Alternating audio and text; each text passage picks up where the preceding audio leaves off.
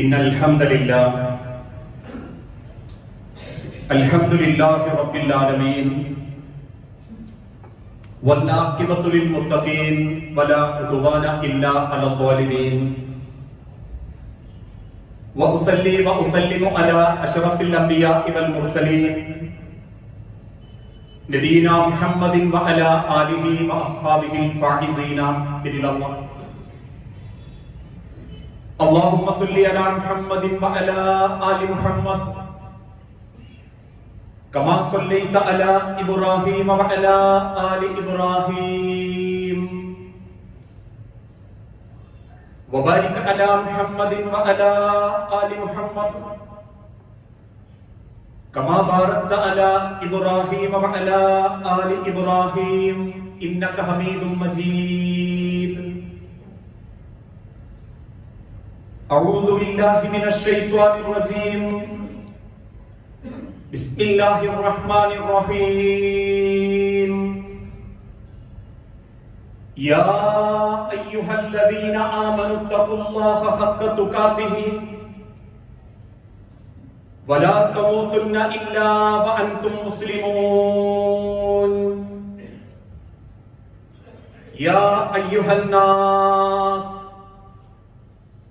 اتقوا ربكم الذي خلقكم من نفس واحدة وخلق منها زوجها وبث منهما رجالا كثيرا ونساء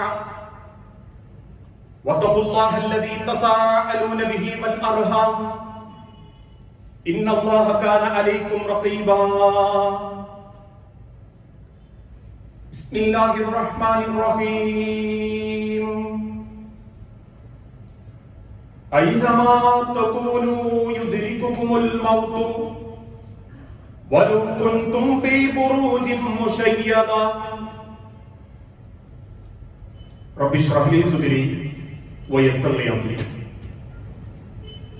സ്നേഹാദരണീയരായ വിശ്വാസിനി സഹോദരങ്ങളെ, സർവ്വലോക രക്ഷിതാവായ അല്ലാഹുവിന്റെ നിയമങ്ങളും നിർദ്ദേശങ്ങളും അന്ത്യപ്രവാചകൻ മുഹമ്മദ് മുസ്തഫ റസൂലുള്ളാഹി സ്വല്ലല്ലാഹു അലൈഹി വസല്ലമയുടെ ജീവിതചര്യകളും സ്വന്തം ജീവിതത്തിന്റെ എല്ലാ രംഗത്തും അല്ലാഹുവിന്റെ പരലോക വിചാരണ മനസ്സിൽ ചിന്തിച്ചുകൊണ്ട് സ്വീകരിക്കണമേ എന്ന് ആദ്യമായി ഓർമ്മപ്പെടുത്തുകയാണ്, വസിയത്ത് ചെയ്യുകയാണ്. നമ്മൾ ജീവിച്ചുകൊണ്ടിരിക്കുന്ന ഈ കാലഘട്ടത്തിൽ പലരും പറയുന്ന ഒരു പരാതി, കാലം എത്ര വേഗമാ തീർന്നുകൊണ്ടിരിക്കുന്നത് എന്നുള്ളതാണ്. എത്ര പെട്ടെന്നാണ് മാസങ്ങളും ദിവസങ്ങളും കഴിഞ്ഞു പോകുന്നത് എന്നതൊരു അത്ഭുതമായി പറയുന്നുണ്ടെങ്കിലും ആ കാലത്തിന്റെ യാത്രക്കിടയിൽ നമ്മിൽ നിന്നും തിരിച്ച് അല്ലാഹുവിന്റെ അരികിലേക്ക് മടങ്ങിപ്പോയ നമ്മുടെ പ്രിയപ്പെട്ട പല ആളുകളെ പറ്റിയും നമ്മൾ അത്ര ബോധവാന്മാരുമല്ല. ചില സാഹിത്യകാരന്മാരൊക്കെ പറയുന്നത് പോലെ കാലയവനികക്ക് പിന്നിൽ എത്രയെത്ര മരണങ്ങൾ, എത്രയെത്ര കുടുംബക്കാർ, എത്രയെത്ര പ്രിയപ്പെട്ടവർ മറഞ്ഞാലും കാലത്തിന്റെ പോക്കിനെ കുറിച്ചും കാലത്തിന്റെ സ്പീഡിനെ കുറിച്ചും പരാതി പറയുക എന്നതല്ലാതെ അതേ കാലത്തിന്റെ യാത്രക്കിടയിൽ എവിടെയോ കിടന്ന് മടങ്ങേണ്ടവനാണ് എന്ന ബോധം ഇന്ന് പലർക്കും നഷ്ടപ്പെട്ടുകൊണ്ടിരിക്കുകയാണ്. മുൻഗാമികളായ സ്വഹാബത്ത് പഠിപ്പിച്ചതുപോലെ ആരും കാണാത്തൊരു കൂട്ടുകാരൻ എന്റെയും നിങ്ങളുടെയും കൂടെയുണ്ട്. അള്ളാഹു നിശ്ചയിച്ച മലക്കുൽ മൗത്ത്. നമ്മുടെ അവസരം ഏത് സെക്കൻഡിൽ ഏത് സമയത്ത് എത്തിപ്പെടുന്നോ അതിന്റെ ഒരു അംശം പോലും മുന്നോട്ടോ പിന്നോട്ടോ നീക്കാതെ തന്റെ കണ്ടനാടിയിൽ നിന്നും ജീവൻ കവർന്നെടുത്ത് ആത്മാവിനെയും പിടിച്ച് തിരിച്ചു പോകുന്ന ഒരു കൂട്ടുകാരൻ എന്റെയും നിങ്ങളുടെയും കൂടെ സദാ അള്ളാഹുവിന്റെ കൽപ്പനയ്ക്ക് വേണ്ടി കാത്തിരിക്കുന്നുണ്ട്. അപ്രതീക്ഷിതമായൊരു വരവിൽ ഒന്നും പരിഗണിക്കാതെ, സർവമോഹങ്ങളും പരിഗണിക്കാതെ നമ്മുടെ ഭാര്യമാര് വിധവകളാകുന്നതോ, നമ്മുടെ മക്കള് പറക്കമുറ്റാത്ത മക്കളാകുന്നതോ, നമ്മളെ ഭർത്താവ് നമ്മൾ ഒരുപാട് സ്നേഹിച്ചൊരു വ്യക്തിയായിരുന്നു എന്നതൊന്നും പരിഗണിക്കാതെ ഈ ലോകത്ത് നിന്നും അല്ലാഹു തആല അല്ലെങ്കിൽ ആ കൂട്ടുകാരനിലൂടെ നമ്മളെ അങ്ങ് കൊണ്ടുപോകും. അതാണ് റബ്ബ് വിശുദ്ധ ഖുർആനിലൂടെ പഠിപ്പിച്ചതും. കുല്ലു മൻ അലൈഹാ ഫാൻ, കുല്ലു മൻ അലൈഹാ ഫാൻ. തീർച്ചയായും ഈ ലോകത്തുള്ള സർവ്വതും നശിക്കും. ഒരു കവളപ്പാറയോ ചൂരൽമലയോ അല്ല. റബ്ബ് സൃഷ്ടിച്ച ഈ ദുനിയാവ് സർവ്വതും ഒന്നടങ്കം നശിക്കും. ആ ലോകത്ത് ജീവിച്ചിരുന്ന കോടീശ്വരന്മാർ, ധനാഢ്യർ, ലോകം നിയന്ത്രിച്ചിരുന്നവർ, ഒരിക്കലും എനിക്ക് യാതൊന്നും ബാധിക്കുകയില്ല എന്ന വിശ്വാസത്തോടുകൂടി ആരോഗ്യം സംരക്ഷിച്ചവർ, കുല്ലു മൻ അലൈഹാ ഫാൻ, എല്ലാം അല്ലാഹുവിന്റെ അരികിലേക്ക് തിരിച്ചുള്ളൊരു മടക്കം ഉണ്ടാകും. വയബ്ഖാ വജ്ഹു റബ്ബിക ദുൽ ജലാലി വൽ ഇക്റാം. ഉന്നതനും ആദരണീയനുമായ അല്ലാഹുവല്ലാത്ത സർവ്വതും ഈ ലോകത്ത് നിന്നും ഇന്നല്ലെങ്കിൽ നാളെ അല്ലാഹുവിന്റെ അരികിലേക്ക് മടങ്ങും. പല രീതിയിലും രൂപത്തിലും അല്ലാഹു അത് നമുക്ക് കാണിച്ചു തന്നുകൊണ്ടിരിക്കുന്നു. ഇക്കഴിഞ്ഞ ദിവസം പോലും മനസ്സിനെ ഏറെ സങ്കടപ്പെടുത്തുന്ന വാർത്തകൾ നമ്മൾ കണ്ടു. മാസങ്ങൾക്ക് ദിവസങ്ങൾക്ക് മുൻപ് ഏറ്റവും പരിശുദ്ധമാക്കപ്പെട്ട ഒരു ഹജ്ജ് വേളയിൽ ഉപ്പയെ കാണാതാവുകയും 2 തവണ കുവൈത്ത് എന്ന രാജ്യത്ത് നിന്ന് സൗദി അറേബ്യയിലേക്ക് വന്ന് സർവ്വ ഡോർമെട്രികളും സർവ്വ ഗ്രൂപ്പുകളും കയറി ഇറങ്ങിയിട്ടും വാപ്പാനെ കാണാതിരിക്കുകയും അവസാനം മാസങ്ങൾക്ക് ശേഷം ഇക്കഴിഞ്ഞ ദിവസത്തിൽ വാപ്പ മരണപ്പെട്ട് മോർച്ചറിയിലുണ്ട് എന്നറിയുമ്പോൾ ആ വാപ്പയുടെ മയ്യത്ത് നിസ്കരിക്കാനും വാപ്പാക്ക് വേണ്ടിയൊരു ഉംറ ചെയ്ത് പ്രാർത്ഥിക്കാനും 2 മക്കൾ പുറപ്പെട്ട കഥ. വാപ്പയുടെ മയ്യത്ത് വാങ്ങി രാജകീയ പ്രൗഢിയോടെ, കാരണം ഒരു ഹജ്ജ് വേളയിൽ മരണപ്പെട്ട അള്ളാഹുവിന്റെ ദാസന, അതുകൊണ്ട് തന്നെ സൗദി അറേബ്യ കൊടുക്കുന്ന ഏറ്റവും പവിത്രമായ തോപ്പിൽ കടന്ന് അള്ളാഹുവിന്റെ പരിശുദ്ധ മക്കയോട് ചേർന്ന് നിൽക്കുന്ന ജന്നത്തുൽ മുഅല്ലയിൽ അഥവാ സ്വർഗത്തിന്റെ ഒരു ഭാഗത്ത് തന്റെ ഉപ്പാനെ കബറടക്കി പ്രാർത്ഥിക്കുമ്പോ ഓരോ മക്കളും ആഗ്രഹിക്കുന്നത് ആ വാപ്പയുടെ സ്വർഗം മാത്രമാണ്. തിരിച്ചൊരുപാട് സ്വപ്നങ്ങളും പ്രതീക്ഷകളുമായി തന്റെ താമസ സ്ഥലത്തേക്ക് പുറപ്പെടുന്ന മകനെ വാപ്പാക്ക് വേണ്ടി നാട്ടിൽ മയ്യത്ത് നിസ്കരിച്ചിട്ടും പ്രാർത്ഥിച്ചിട്ടും കാത്തിരുന്ന് രാത്രി കടന്നുറങ്ങിയവരെ അമ്പരപ്പിച്ചുകൊണ്ട് പിറ്റേന്ന് നേരം വെളുക്കുമ്പോഴേക്കും അതിലൊരു മകനെയും അല്ലാഹു തആല തിരിച്ചു കൊണ്ടുപോയി അപകടത്തിന്റെ രൂപത്തിൽ. പലപ്പോഴും നമ്മൾ ചോദിക്കാറില്ലേ, മരിക്കാനാണോ അവിടെ പോകുന്നത്, മരിക്കാനാണോ ഇതുപോലെ ചെയ്തത്? അതിനേക്കാളേറെ ഇന്ന് രാവിലെയും നമ്മൾ വായിച്ചു, 5 വർഷങ്ങൾക്ക് ശേഷം കുടുംബക്കാർക്ക് ഒരു സർപ്രൈസ് കൊടുക്കാൻ ബാധ്യതകളൊക്കെ തീർത്ത് മറ്റൊരു വിസ സംഘടിപ്പിച്ച് നാട്ടിലേക്ക് വിമാനം കയറാൻ പെട്ടിയും കെട്ടി കാത്തിരിക്കുന്ന മുഹമ്മദ് റഫീഖ് എന്നൊരു ചെറുപ്പക്കാരൻ. നേരം വെളുത്തിട്ടും എഴുന്നേൽക്കാതായപ്പം തട്ടി വിളിച്ച കൂട്ടുകാർക്ക് മുൻപിൽ ജീവനില്ലാതെ കിടക്കുമ്പോ ഓരോ മക്കൾക്കും വാങ്ങിവെച്ച പെട്ടിയും ഓരോ കുടുംബക്കാർക്കനും കൊടുക്കേണ്ടതും പെട്ടിയും കണ്ട് കൂട്ടുകാരെ കരയുന്നുണ്ടെങ്കിൽ, കുല്ലു മൻ അലൈഹാ ഫാൻ, മനുഷ്യരെ ഞാനും നിങ്ങളും ഈ ലോകത്ത് നിന്ന് തിരിച്ചു പോകാൻ വന്നവരാ. എനിക്ക് എത്ര കോടികളുണ്ടെങ്കിലും എത്ര സ്വപ്നങ്ങൾ ഉണ്ടെങ്കിലും ഞാൻ എന്തൊക്കെ സമ്പാദിച്ചു കൂട്ടിയാലും വയബ്ഖാ വജ്ഹു റബ്ബിക, ഈ ലോകവും മനുഷ്യരെയും സൃഷ്ടിച്ച അല്ലാഹു അല്ലാത്ത ഒന്നും ഈ ലോകത്ത് അവസാനം ഉണ്ടാവുകയില്ല. അതാണ് റബ്ബ് വിശുദ്ധ ഖുർആനിലൂടെ പഠിപ്പിച്ചതും. ഐനമാ തകൂനു തുദ്രികുൽ മൗത്ത്, ഐനമാ തകൂനു, നിങ്ങൾ എവിടെയായിരുന്നാലും യുദ്രികുൽ മൗത്ത്, നിങ്ങളെ മരണം പിടികൂടും, എവിടെയായിരുന്നാലും.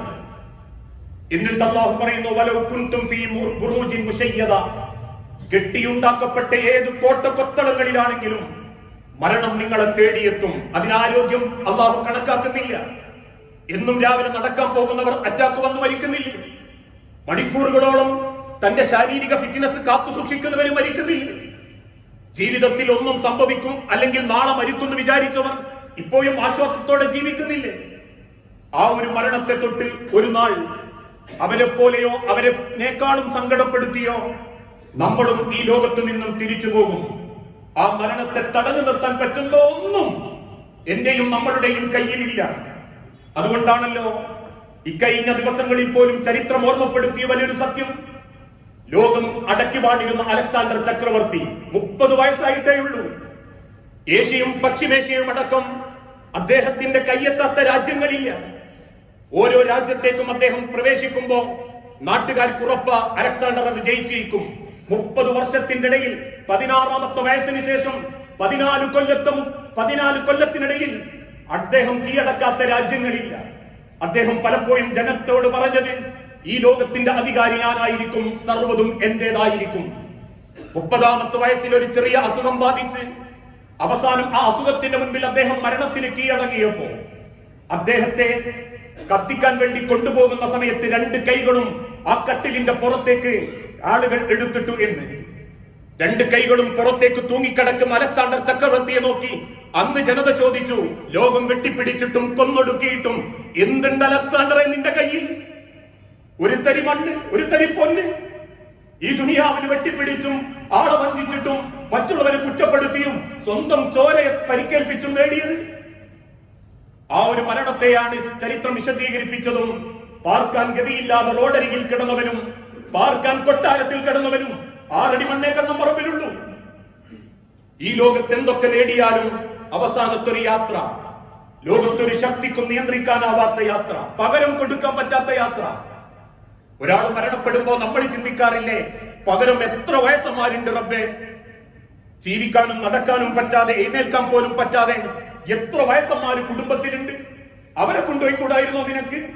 എന്തിനാ ഇത്രയും ചെറുചെറുക്കുള്ള യുവാക്കളെ, ചെറുപ്പക്കാരെ, ആ കുടുംബത്തിന്റെ ഏക പ്രതീക്ഷയെ എന്തിനാ റബ്ബേ നീ കൊണ്ടുപോയതെന്ന് ചോദിക്കുന്നുണ്ടെങ്കിൽ അതേ ചോദ്യം സിദ്ദീഖുൽ അക്ബർ റളിയല്ലാഹു അൻഹു അല്ലാഹുവിന്റെ റസൂലുള്ളാഹിനോടും ചോദിച്ചു. നബി സല്ലല്ലാഹു അലൈഹി വസല്ലമക്ക് മരണത്തിന്റെ ചില അടയാളങ്ങൾ അല്ലാഹു കാണിച്ചു കൊടുത്തപ്പോ അല്ലാഹുവിന്റെ ഹബീബ് മദീന പള്ളി അറഫ മൈതാനിയിൽ വെച്ച് പറഞ്ഞു, ഖുദൂ അന്നി മനാസിക്കക്കും. പിന്നീട് ഒരു കഥ വിശദീകരിച്ചു കൊടുത്തു. അല്ലാഹു അവന്റെ അടിമക്ക് ദുനിയാവിലുള്ളതും ആഖിറത്തിലുള്ളതും കാണിച്ചു കൊടുത്തു. ഒന്ന് തെരഞ്ഞെടുക്കാൻ പറഞ്ഞു, അടിമ ആഖിറത്തിലുള്ളത് തെരഞ്ഞെടുത്തിരിക്കുന്നു. അല്ലാഹുവിന്റെ തിരുദൂതൻ വിശദീകരിച്ച ആ കഥയുടെ പൊരുള് തെരഞ്ഞെടുത്തത് റസൂലാണെന്ന് ബോധ്യപ്പെട്ട സിദ്ദീഖുൽ അക്ബർ ചാടി എഴുന്നേറ്റ് വിങ്ങിപ്പൊട്ടിയിട്ട് ചോദിച്ചു, അന്ന് ജീവിച്ചിരിക്കുന്ന വാപ്പ അബൂ ഖുഹാഫയെ ചൂണ്ടി സിദ്ദീഖുൽ അക്ബർ ചോദിച്ചു, നബിയെ, നിങ്ങൾക്ക് പകരം പ്രായമായ എന്റെ വാപ്പയെ ഞാൻ കൊടുക്കാം, നിങ്ങൾ മരിക്കാൻ പാടില്ല. പുഞ്ചിരിയോടെ റസൂലുള്ള തിരിച്ചു പറഞ്ഞു, ഇന്നക മയ്യത്തുൻ വഇന്നഹും മയ്യത്തൂൻ. അബൂബക്കറെ, നീയും മരിക്കും, ഞാനും മരിക്കും, നിന്റെ വാപ്പയും മരിക്കും. സർവരും ഈ മണ്ണിന്റെ അടിയിലേക്ക് തിരിച്ചു പോയിക്കൊണ്ടിരിക്കും. അതുകൊണ്ട് തന്നെ പകരം കൊടുക്കാനില്ലാത്ത, ഏത് സമയവും നമ്മൾ ഉദ്ദേശിക്കാത്ത നിലക്ക് ആ മരണത്തിലേക്കുള്ള ഒരു യാത്രയിലാ ഞാനും നിങ്ങളും. 50 വയസ്സ് ജീവിച്ചു എന്ന് അഹങ്കരിക്കല്ലേ. 50 വയസ്സ് ജീവിച്ചതല്ല, അള്ളാഹു നിശ്ചയിച്ച മരണത്തിലേക്ക് 50 കൊല്ലം നടന്നെടുത്തതാ. ഉമ്മയുടെ ഗർഭപാത്രത്തിൽ നിന്നും മരിക്കാൻ വേണ്ടി ജനിച്ചവരാ ഞാനും നിങ്ങളും. അള്ളാഹുവിന്റെ ലോകത്തേക്കുള്ള ഒരു യാത്രാ സങ്കേതം മാത്രമാണ് ദുനിയാവ്. സ്വർഗവും കബറെന്ന ലോകവും അള്ളാഹ് ഒരുക്കി വെച്ച് ഉമ്മാന്റെ ഗർഭത്തിൽ ആദ്യം ഒരു ഇടം തന്നിട്ട് പറഞ്ഞു, ഇനി ഭൂമിയിലൂടെ നടന്ന് അള്ളാന്റെ മണ്ണിന്റെ അടിയിലേക്ക് പോകണം, അവിടുന്ന് ഇനി അള്ളാന്റെ മഹ്ശറയിലേക്ക് പോകണം. ആ യാത്രയിലാ ഞാനും നിങ്ങളും.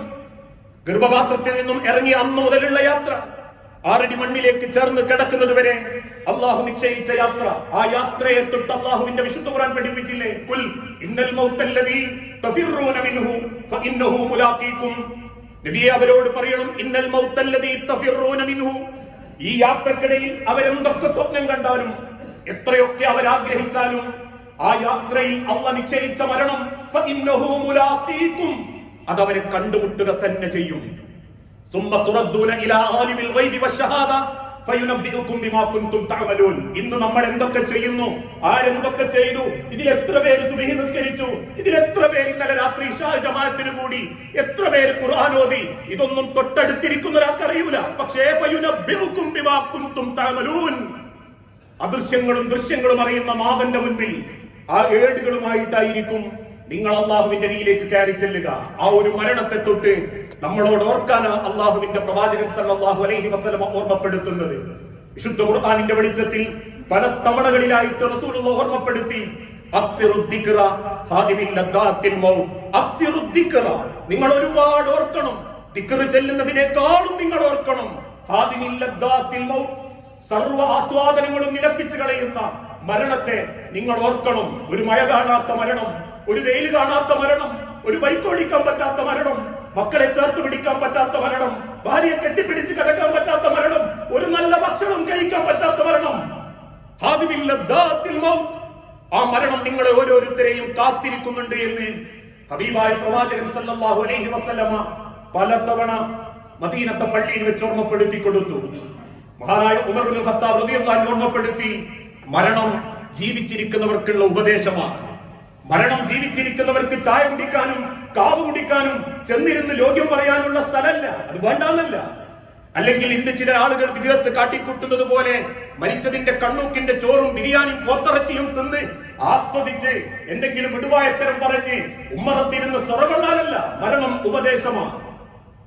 ഈ ലോകത്ത് ജീവിച്ചിരിക്കുന്നവർക്കുള്ള ഉപദേശം.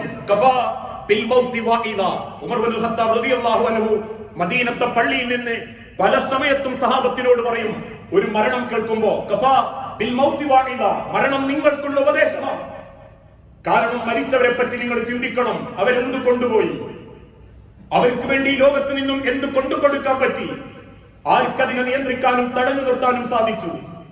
ആ ഒരു മരണം ഏത് സെക്കൻഡിലും നമ്മളിലേക്ക് വരുമ്പോ മുമ്പെങ്ങുമില്ലാത്ത കോലത്തിൽ പ്രായവ്യത്യാസങ്ങൾ നോക്കാതെ അപ്രതീക്ഷിതമായി പടച്ചറപ്പ് ഓരോരുത്തരെ കൊണ്ടുപോകുമ്പോ 4ഉം 5ഉം വയസ്സുള്ള മക്കൾ പോലും വീണ് മരിക്കുമ്പോ അള്ളാഹുവിന്റെ ആ ഓർമ്മപ്പെടുത്തൽ നമ്മൾ ചിന്തിക്കണം. നമ്മൾ ആ മരണത്തിന് ഒരുങ്ങിയിട്ടുണ്ടോ നമ്മൾ അള്ളാഹുവിന്റെ അരികിലേക്ക് പോകാൻ? ഒരാളെ പറ്റിയും കുറ്റം പറയാത്തൊരു നാവ്, ഒരാളുടേതും കവർന്നെടുക്കാത്തൊരു സമ്പാദ്യം, ഒരാളോടും അനീതി കാണിക്കാത്തൊരു ജീവിതം, അള്ളാഹുവിന്റെ മുൻപിൽ നെഞ്ചു പിരിച്ചു നിൽക്കാൻ പറ്റിയൊരു ഈമാൻ. ഇതിലേത് സമ്പാദ്യം കൊണ്ടാണ് നമ്മൾ അള്ളാന്റെ അടുത്തേക്ക് ഒരുങ്ങിക്കൊണ്ടിരിക്കുന്നത്? മരിച്ചവരെ പറ്റി സങ്കടം പറയുമ്പോ അവരങ്ങനെയായിരുന്നു എന്ന് സങ്കടപ്പെടുമ്പോ അള്ളാഹുവിന്റെ അരികിലേക്ക് അവർക്കുള്ളതുമായിട്ട് അവർ യാത്ര പോകുമ്പോ ഒരുമിച്ച് കിടന്നുറങ്ങിയവരും ഒരുമിച്ച് ജീവിച്ചവരും ഒരു സുപ്രഭാതത്തിൽ ഇല്ലാണ്ടാവുക എന്നുള്ളത് വലിയ സങ്കടാണെങ്കിലും നാളെ പടച്ചോന്റെ കോടതിയിൽ എഴുന്നേൽപ്പിച്ചു നിർത്തുമ്പോ ഓരോരുത്തരും എന്റെ മുൻപെന്ന് പടച്ചോന്റെ സ്വർഗത്തേക്ക് പോകുമ്പോ അന്ന് അവിടെ വെച്ചും നരകത്തിലേക്ക് അള്ള പറഞ്ഞയക്കുന്നവന്റെ ലിസ്റ്റിൽ എന്റെ പേര് കണ്ടാൽ ഞാൻ എങ്ങനെ കരയേണ്ടി വരുമെന്ന് ചിന്തിച്ചു നോക്കിയിട്ടുണ്ടോ എപ്പോഴെങ്കിലും? ആ മരണത്തിന് വേണ്ടി ഒന്ന് ഒരുങ്ങാൻ, ആ മരണം തേടിയെത്തുന്നതിന്റെ മുൻപിൽ അള്ളാഹുവിന്റെ മുൻപിലേക്കൊന്ന് മനസ്സ് ചേർത്ത് വെക്കാൻ, പാപഭാരങ്ങളില്ലാത്ത, പകയില്ലാത്ത, വെറുപ്പില്ലാത്ത, ഒരു നല്ല സ്വഭാവത്തോടുകൂടി ഒരാളെ മനസ്സിലും വെറുപ്പുണ്ടാക്കാത്ത, ഒരാളെ ഹക്കും കവർന്നെടുക്കാതെ അള്ളാഹുവിന്റെ കോടതിയിൽ ചോദ്യം ചെയ്യപ്പെടുമെന്ന ഭയത്തിൽ നിർമ്മിക്കപ്പെട്ട തന്റെ വീടിന്റെ കുടുംബത്തിന്റെ ഭംഗിയിൽ ഏത് സന്തോഷത്തിലാണ് ഞാൻ നിങ്ങളോ അള്ളാന്റെ അടുത്തേക്ക് മടങ്ങുക?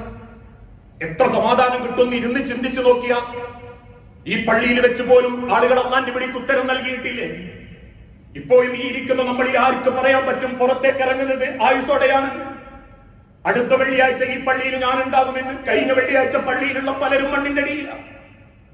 പല വാപ്പാരും കണ്ട മക്കള്, പല മക്കളും കണ്ട വാപ്പാര്, പല ഭാര്യനെയും കണ്ട ഭർത്താക്കന്മാര്. 6 അടി മണ്ണിലേക്ക് ഏൽപ്പിച്ചു കൊടുക്കുന്നവർക്ക് മനസ്സമാധാനത്തോടെ ചിന്തിക്കാൻ പറ്റണം. അതാ പുണ്യം. അല്ലാതെ ഷാദുലി പള്ളിയിൽ ആളുകൂടലും കണ്ണമ്പറമ്പി പള്ളിയിൽ ആളുകൂടലും അല്ല. 6 അടി മണ്ണിലേക്ക് ഇറക്കി വെക്കുമ്പോൾ ഒരാളോടും ഫസാദ് ചെയ്യാതെ, ഒരു കുടുംബത്തിനോടും അനീതി കാണിക്കാതെ, ഒരു ഉറുപ്പ്യന്റെ കാര്യത്തിൽ പോലും ദേറികേട് കാണിക്കാതെ അള്ളാഹുവിന്റെ വിളിക്കുത്തരം നൽകിയവനെന്നൊരാശ്വാസം ഉണ്ടല്ലോ. അതിനേക്കാളും വലിയ സന്തോഷമല്ല മനുഷ്യരെ ദുനിയാവിലുള്ള സൽപ്പേര്, ദുനിയാവിലുള്ള കൊട്ടാരങ്ങള്, വാങ്ങിക്കൂട്ടിയ തെങ്ങിൻ തോപ്പുകള്, റിസോർട്ടുകള്, ഇതൊന്നും അല്ല പുണ്യം. ആ ഒരു മരണത്തെ നമ്മൾ കാത്തിരിക്കുമ്പോ മഹാനായ സഅദ് ബിൻ മുആദ് റളിയല്ലാഹു അൻഹു ഇസ്ലാമിക ലോകത്ത് ജീവിച്ചത് 5 കൊല്ലമാണ്. 30-ാം വയസ്സിൽ ഇസ്ലാം മതം സ്വീകരിച്ചു. 35-ാമത്തെ കൊല്ലത്തിൽ അദ്ദേഹം ഷഹീദാവുന്നുണ്ട്. വയറിന് വെട്ടുകിട്ടി രക്തം വാർന്നൊലിച്ച് മരണം കൺമുൻപിൽ കാണുമ്പോ സഹാബത്തിനോട് അദ്ദേഹം ഒരു ആഗ്രഹം പറയും, നിങ്ങൾ എന്നെ റസൂലുള്ളാഹിനെ ഈ അവസ്ഥയിൽ കാണിക്കരുത്. എന്റെ ഹബീബ് കരയും, എന്റെ മുറിവിന്റെ ആയം കണ്ട് റസൂല് കരയും. അവസാനം അറിഞ്ഞ റസൂൽ ഓടി വരുമ്പോഴേക്കും മദീന പള്ളിയുടെ മണൽത്തരികളിൽ സഅദ് ബിൻ മുആദ് മുഖം കുത്തി മരിച്ചു കിടക്കുന്നതാ കാണുന്നത്. അദ്ദേഹത്തെ മടിയിൽ കിടത്തി ചുണ്ടുകളിലെ മണലുകൾ തട്ടിക്കളഞ്ഞ് അള്ളാഹുവിന്റെ ഹബീബ് കരയുകയും പിന്നീട് കബറിലേക്ക് മറമാടുമ്പോൾ ചിരിക്കുകയും ചെയ്യുമ്പോ സഹാബത്ത് ചോദിക്കുന്നുണ്ട്, റസൂലേ നിങ്ങൾ എന്തിനാ ചിരിച്ച്? റസൂലുള്ള തിരിച്ചു പറഞ്ഞു, ഏത് മയ്യത്തിനെയും കൂട്ടിക്കൊണ്ടുപോകാൻ അള്ളാഹു മലക്കുകളെ നിശ്ചയിക്കും. ആത്മാവിനെ കൂട്ടിക്കൊണ്ടുപോകുന്ന മലക്കുകളുടെ എണ്ണം അവന്റെ സമ്പാദ്യത്തിനനുസരിച്ച ദുനിയാവിലെ ബാങ്ക് ബാലൻസ് അല്ല, മറിച്ച് അവൻ ജീവിതത്തിൽ ചെയ്തു കൂട്ടിയ സൽക്കർമ്മങ്ങൾ, നല്ല സ്വഭാവങ്ങൾ. ആ കണ്ണീരോടെ റസൂലുള്ള പറഞ്ഞതും ഒരു കാരക്കയുടെ കഷണം കൊണ്ടെങ്കിലും നിങ്ങൾ അള്ളാന്റെ നരകത്തെ കാക്കണം, ഒരു പുഞ്ചിരി കൊണ്ടെങ്കിലും നിങ്ങൾ അള്ളാഹുവിന്റെ കബറിനെ കാക്കണം. എന്നിട്ട് പറഞ്ഞു, 70,000 മലക്കുകളാ നിന്റെ സഅദിനെ കൊണ്ടുപോകാൻ പടച്ചോൻ പറഞ്ഞയച്ച്. 70,000 മലക്കുകൾ. 5 കൊല്ലം ഇസ്ലാമിക ലോകത്ത് അദ്ദേഹം ജീവിച്ച്. 25ഉം 50ഉം കൊല്ലം ജീവിച്ച ഞാനുങ്ങളും അള്ളാന്റെ ഒരു വിളിക്ക് ഉത്തരം നൽകി അങ്ങ് പോകാൻ തീരുമാനിച്ച എത്ര മലക്കുകൾ പടച്ചോനിക്കുകൾക്കും വേണ്ടി കാത്തുവെച്ചിട്ടുണ്ടാകും എന്ന് ചിന്തിക്കണം. മരണങ്ങളും അപ്രതീക്ഷിതമായ യാത്രകളും ഒക്കെ നമ്മളെ വേദനിപ്പിക്കുന്നെങ്കിലും ആ വേദനിച്ച് കരയുന്നതിന്റെ അപ്പുറം എന്റെ യാത്ര എന്റെ തിരിച്ചുള്ളൊരു മടക്കം ആ ഓർമ്മകളാവണം ഓരോ മരണങ്ങളും നമ്മളെ പഠിപ്പിക്കേണ്ടതും ചിന്തിപ്പിക്കേണ്ടതും. ആ തിരിച്ചറിവിലൂടെ മനസ്സിനെയും ശരീരത്തെയും ഒരുക്കുന്നവരെയാണ് അള്ളാഹു ഇഷ്ടപ്പെടുന്നത്. കഫാബിൽ മൗതി വാഇദ. അതുകൊണ്ട് മരണം ഈ ലോകത്തിന് അള്ളാഹു കൊടുക്കുന്ന ഏറ്റവും വലിയ വഴല, ഏറ്റവും വലിയ സന്ദേശ. അങ്ങനെ അള്ളാഹുവിനെ ഭയപ്പെട്ട് ജീവിക്കുന്ന യഥാർത്ഥ മുഅ്മിനീങ്ങളിൽ അള്ളാഹു നമ്മളെ ഓരോരുത്തരെയും ഉൾപ്പെടുത്തി അനുഗ്രഹിക്കുമാറാകട്ടെ.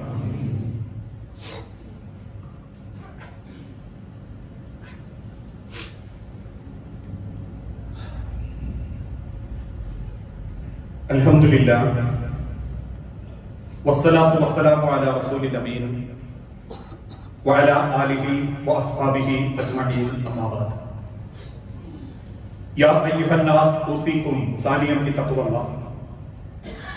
ജീവിതത്തിന്റെ ഒരു രംഗത്തും അല്ലാഹുവിനെ മറന്നു പോകരുതേ എന്ന് എന്നോടെന്ന പോലെ നിങ്ങളിൽ ഓരോരുത്തരോടും നമ്മളിൽ ഓരോരുത്തരോടും വസിയത്ത് ചെയ്യുകയാണ്, ഉപദേശിക്കുകയാണ്.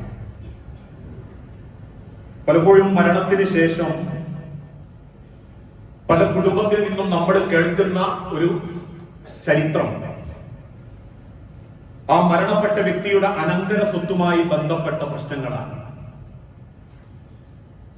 യഥാർത്ഥത്തിൽ മരിച്ച വ്യക്തികളോട് ഒരു കുടുംബം കാണിക്കുന്ന ഏറ്റവും വലിയ നെറികേടും ആ അനന്തര സ്വത്തിൽ കാണിക്കുന്ന കള്ളത്തരങ്ങളാണ് എന്ന് മുൻഗാമികളായ സർവ്വ ഉലമാക്കളും രേഖപ്പെടുത്തിയിട്ടുണ്ട്.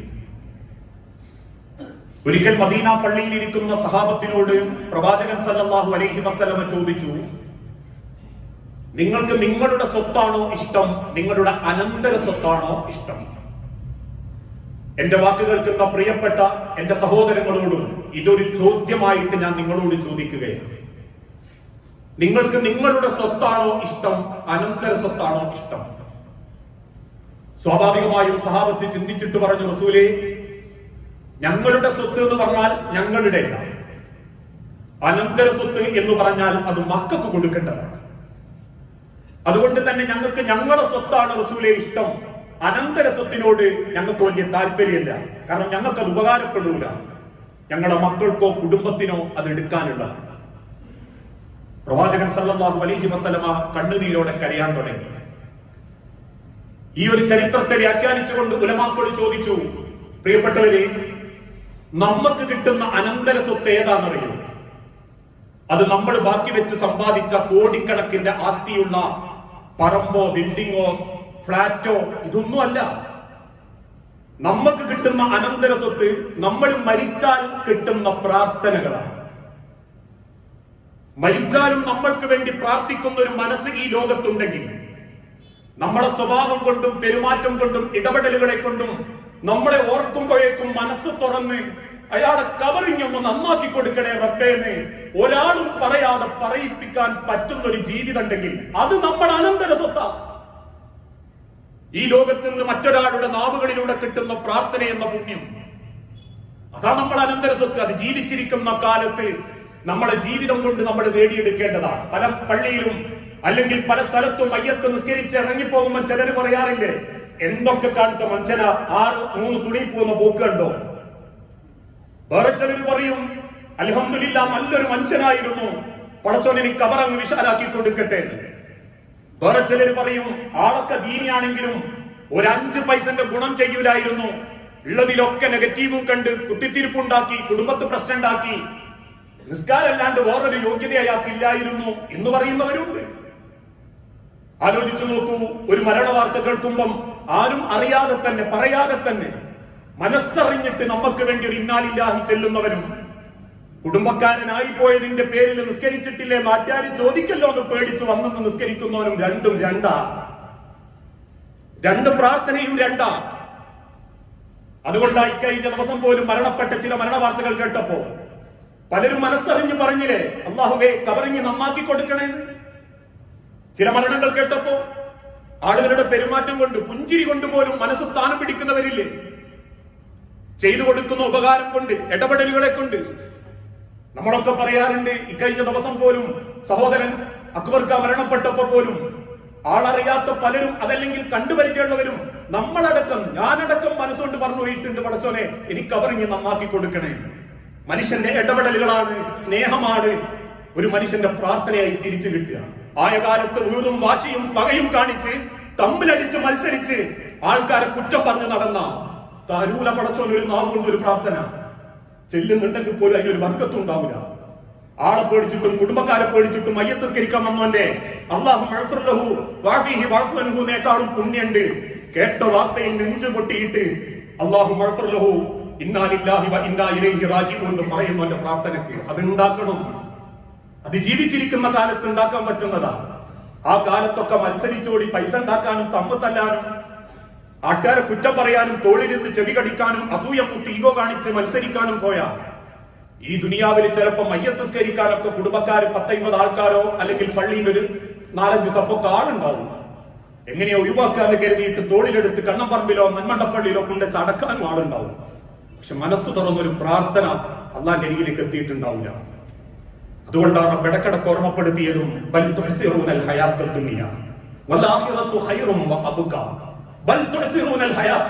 ദുനിയാവ് നശ്വരമാ മനുഷ്യരെ. ഇന്നെന്റെ കയ്യിൽ കിടക്കുന്ന പണം ഇന്നലെ ആരോ ഉപയോഗിച്ചതാ. ഇന്ന് ഞാൻ താമസിക്കുന്ന വീടും സ്ഥലവും മുൻപേതോ തറവാട്ടുകാർ താമസിച്ചതാ. നാളെ എന്റെ ആ പോക്കറ്റ് കിടക്കുന്ന ഇന്നത്തെ 10 രൂപയോ 100 രൂപയോ നാളെ ഏതെങ്കിലും ഒരു പോക്കറ്റ് കിടക്കേണ്ടതാ. ഒരിക്കലും മരിക്കാത്ത അവസാനിക്കാത്ത റബ്ബിന്റെ കോടതിയിൽ ആ പരലോകത്തേക്കുള്ള ഒരു യാത്ര നമ്മൾ ആരംഭിച്ചു കഴിഞ്ഞിട്ടുണ്ടെങ്കിൽ, അഥവാ ജനിച്ചത് ആരംഭം, ഇനി കാത്തിരിക്കാനുള്ളത് മരണം മാത്രമാണെങ്കിൽ ആ മരണത്തിലേക്ക് നടന്നെടുക്കുന്ന നമ്മുടെ ജീവിതത്തിൽ നമുക്കുണ്ടാവേണ്ട ഏറ്റവും വലിയ സമ്പാദ്യം മരിച്ച ഒരു മനസ്സിലൊരു വെറുപ്പ് തോന്നാതെ ആ കവറിങ് ഒന്ന് വിശാലാക്കി കൊടുക്കണേ റബ്ബെ, ആ കുടുംബത്തിന് ഒരു സമാധാനം കൊടുക്കണേ എന്ന് റബ്ബെ എന്ന് പ്രാർത്ഥിക്കുന്ന മനുഷ്യരെ, സൗഹൃദങ്ങളെ, ബന്ധങ്ങളെ ഉണ്ടാക്കിയെടുക്കലാ പുണ്യം. അല്ലാതെ നാട്ടുകാരെ സമൂഹത്തിനെ കാണിക്കാൻ ഇസ്ലാമിന്റെ നടുക്കണ്ടങ്ങളായി ജീവിച്ചിട്ടും കുടുംബത്തിലെ സ്വത്ത് തർക്കവും പെണ്ണുങ്ങളോടുള്ള അനീതികളും അതല്ലെങ്കിൽ രക്ഷിതാക്കളെ നോക്കാതെയും ബാപ്പനോടും ഉമ്മനോടുള്ള കടമയൊന്നും ചെയ്യാതെ നാട്ടിലൊരു നല്ല വേഷം കെട്ടി നടന്ന പരിഗണനയും കിട്ടും, ആളും കൂടും, നാട്ടുകാർ പൊലിപ്പിക്കും, പത്രത്തിലും വരും, പടച്ചോന്റെ അക്കൗണ്ടിൽ ഉണ്ടാവില്ല. ആ തിരിച്ചറിവാണ് അള്ളാഹു പറഞ്ഞ മരണബോധം. ആ ബോധമാണ് റസൂലുള്ള പഠിപ്പിച്ച മരണം എന്ന യാഥാർത്ഥ്യം. അങ്ങനെയാവണം ഇനി അങ്ങോട്ട് നമ്മുടെ ജീവിതത്തിൽ. ഈ ദുനിയാവിലെ സർട്ടിഫിക്കറ്റിനേക്കാൾ ആരും പറയാതെ അറിയാതെ മനസ്സറിഞ്ഞ് പ്രാർത്ഥിക്കുന്ന ഒരു സ്വഭാവത്തിന്റെ ഉടമകളാവാൻ, വാക്കുകൊണ്ടും നോക്കുകൊണ്ടും സ്നേഹം കൊടുക്കാൻ, ആരെയും കുറ്റപ്പെടുത്താത്ത, തെറി പറയാത്ത, പരദൂഷണം പറയാത്ത, ബന്ധങ്ങൾ മുറിക്കാത്ത, ആരൊരു ഉൾപ്പെയും അപഹരിക്കാത്ത, മരിച്ചു പോകുമ്പോൾ ഒരു ബാധ്യതകളോ സങ്കടങ്ങളോ ഇല്ലാതെ അള്ളാഹുവിന്റെ അരികിലേക്ക് മടങ്ങാൻ പറ്റണം. അവർക്ക് മയ്യത്ത് സ്കരിക്കാൻ ആള് പറഞ്ഞാലും അള്ളാഹു മലക്കുകളെ പറഞ്ഞയക്കുന്ന അള്ളാഹിന്റെ അടുത്തേക്ക് കൊണ്ടുപോകാൻ. ഇതിനേക്കാളും വലിയ പുണ്യൊന്നും ഈ ദുനിയാവിൽ ഒരു മനുഷ്യനും നമുക്ക് ചെയ്തു തരാനില്ല. ആ ബോധത്തിൽ അള്ളാഹുവിന്റെ അരികിലേക്ക് മനസ്സുകൊണ്ട് അടുക്കുന്ന യഥാർത്ഥ മുഅ്മിനീങ്ങളാവാൻ അള്ളാഹു നമുക്ക് ഓരോരുത്തർക്കും തൗഫീഖ് നൽകി അനുഗ്രഹിക്കുമാറാകട്ടെ. അള്ളാഹുവെ, അറിഞ്ഞും അറിയാതെയും ഒരുപാട് തെറ്റുകുറ്റങ്ങൾ സംഭവിച്ചു പോകുന്നുണ്ട് നാഥ. എല്ലാം വിട്ടുപുറത്തു മാപ്പാക്കി നിന്റെ സ്വർഗത്തിൽ ഇതേ രൂപത്തിൽ നീ ഞങ്ങളെ ഒരുമിപ്പിച്ചു കൂട്ടണമേ. അള്ളാഹുവെ, മക്കളില്ലാതെ ഒരുപാട് കുടുംബങ്ങൾ പരീക്ഷിക്കപ്പെടുന്നുണ്ട് റബ്ബേ. മക്കളെന്ന് അനുഗ്രഹം നൽകി ഓരോ കുടുംബങ്ങളോടും നീ കാരുണ്യം കാണിക്കണമേ. അള്ളാഹുവെ, സാമ്പത്തിക ബുദ്ധിമുട്ടിലും ശാരീരിക പ്രയാസത്തിലും ജീവിക്കുന്ന പലരുണ്ട് നാഥ. എത്രയും വേഗത്തിൽ ഓരോരുത്തരുടെ പ്രയാസങ്ങളും നീ മാറ്റിക്കൊടുത്ത് ആഫിയത്തോടെ, ദീർഘായുസ്സോടെ, സമാധാനത്തോടെ ജീവിക്കാൻ ഓരോരുത്തർക്കും നീ തൗഫീഖ് നൽകണമേ. اللهم اغفر للمؤمنين والمؤمنات المسلمين والمسلمات الأحياء منهم والأموات إنك مجيب الدعوات يا قاضي الحاجات. اللهم أعز الإسلام والمسلمين وأذل الشرك والمشركين. اللهم أجرنا من النار. اللهم أجرنا من النار. اللهم أجرنا من النار. അള്ളാഹുവെ, പ്രാർത്ഥിക്കണമെന്ന് വസിയത്ത് തന്നവരുണ്ട്. അസുഖം ബാധിച്ച് ഹോസ്പിറ്റലിൽ വെന്റിലേറ്ററിൽ അടക്കം കിടക്കുന്ന രോഗികൾ, നാഥ, എന്താണോ എല്ലാവർക്കും ഹൈറായത് ആ ഹൈറിലേക്ക് നീ എളുപ്പം എത്തിക്കുകയും മനസ്സിന് ആശ്വാസവും ക്ഷമയും നൽകി ഓരോരുത്തരോടും നീ കാരുണ്യം കാണിക്കണമേ. നാഥ, നിന്റെ വിളിക്കുത്തരം നൽകി നിന്നിലേക്ക് മടങ്ങിയ ഞങ്ങളുടെ പ്രിയപ്പെട്ട കുടുംബാംഗങ്ങൾ, സഹോദരങ്ങൾ, സുഹൃത്തുക്കൾ, മാതാപിതാക്കൾ, മക്കൾ, ഭാര്യമാർ, ഭർത്താക്കന്മാർ, പ്രാർത്ഥിക്കാൻ വസിയത്ത് തന്ന അക്ബർക്കരുടെ കുടുംബം, അതോടൊപ്പം തന്നെ സഹോദരൻ റഷീദ് കയുടെ കുടുംബം, നിരവധി ആളുകൾ റബ്ബേ നിന്റെ അടുത്തേക്ക് മടങ്ങിയിട്ടുണ്ട്. ഖബർ വെളിച്ചമാക്കി കൊടുക്കുകയും പാപങ്ങൾ പൊരുത്തപ്പെട്ട് പുറത്ത് ഏറ്റവും നല്ല ഒരു ജീവിതം ഖബറിലും ആഖിറത്തിലും ഓരോരുത്തർക്കും നീ പ്രദാനം ചെയ്യണം. പല മരണങ്ങളെ കൊണ്ടും വേദനിക്കുന്ന മനസ്സുകളെ ക്ഷമയോടെ നേരിടാൻ അള്ളാഹുവേ, നീ ഓരോ മനസ്സിനും ശക്തി നൽകണമേ. സാമ്പത്തിക കടബാധ്യതയിൽ പെട്ടുപോയവരുണ്ട് നാഥ. ഹലാലായ നിലക്ക് ബാധ്യതകൾ തീർത്ത് അള്ളാഹുവിനെ കണ്ടുമുട്ടുന്ന യഥാർത്ഥ മുത്തഖീങ്ങളിൽ നീ ഞങ്ങളെ ഉൾപ്പെടുത്തി അനുഗ്രഹിക്കണമേ. റബ്ബനാ ആതിനാ ഫിദ്ദുനിയ ഹസന വഫിൽ ആഖിറതി ഹസനത വഖിനാ അദാബന്നാർ.